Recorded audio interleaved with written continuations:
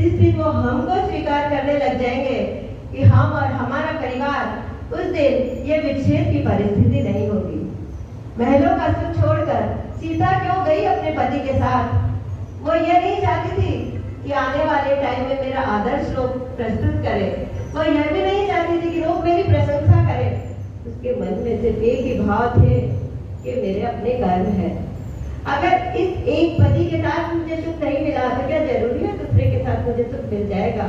मेरा पत्नी धर्म है, जहाँ पति जाएंगे वहीं मैं जाऊंगा।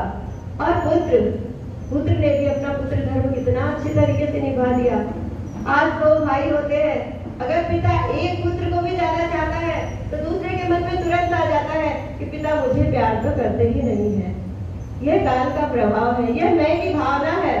जिस दिन अगर वह पुत्र ये सोच ले, नहीं पिता मुझे भी तो प्यार करते हैं, यह मेरे मन का भ्रम है, उस दिन घर स्वर्ग बन जाएगा।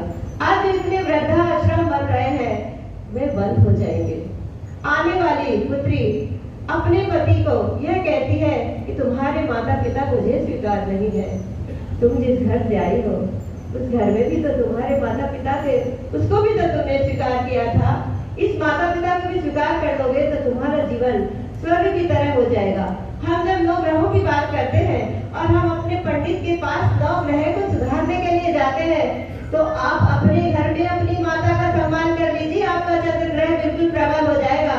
आप अपने पिता का सम्मान कर लीजिए, आपका सूर्य ग्रहण प्रबल हो जाएगा।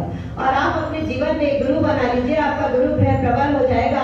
और आप गरीब और दुखी जनों की सेवा करिए, आपका शनि ग्रह प्रबल हो जाएगा। इतनी करने मात्र से ही आपके चारों ग्रह प्रबल हो जाएंगे, फिर किसी पंडित की और किसी दान दक्षिणा की आपको आवश्यकता नहीं रहेगी। आज घर घर में रामायण की वजह क्या हो रहा है? रामायण की वजह महाभारत हो रही है घर घर के अंदर। महाभारत में भी क्या दोष था? द्रौपदी का दोष था। अगर वह अपनी वाणी पे जरा सा संयम कर लेती, अगर वह अपनी वाणी पे जरा सा संयम कर लेती तो महाभारत का युद्ध नहीं होता। उसने क्या कहा? हंसते हुए अंधों के पुत्र अंधे। अगर किसी को कोई बीमारी हो, किसी के अंदर कोई कमी हो, तो हम उसे हंसते हंसते या दूसरे वे में कहें तो उसे बुरा नहीं लगता, लेकिन जब हम उसे डायरेक्ट कहते हैं तो वह उससे बहुत ज्यादा चुप जाते हैं। और उसका परिणाम क्या हुआ कि एक युद्ध पूरा समाप्त हो गया। इतना युद्ध हुआ कि जिनका कोई कसूर नहीं था वे भी नरखत्म हो गए। और रावण का क्या दोष था?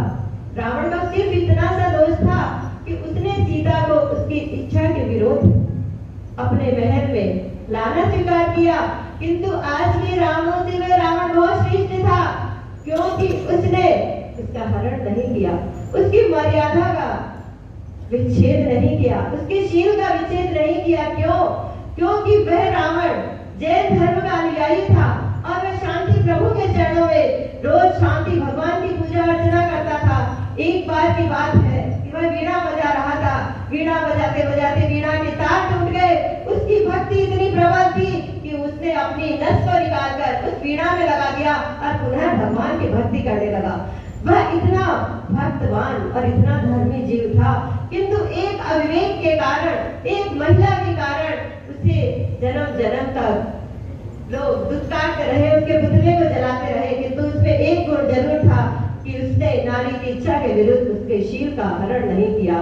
तो हम रामायण से शिक्षा ग्रहण करें और महाभारत से अपने जीवन के अवगुणों को दूर करने का प्रयास जरूर करें। और अंतिम भावना हम प्रभु के चरणों में क्या करें?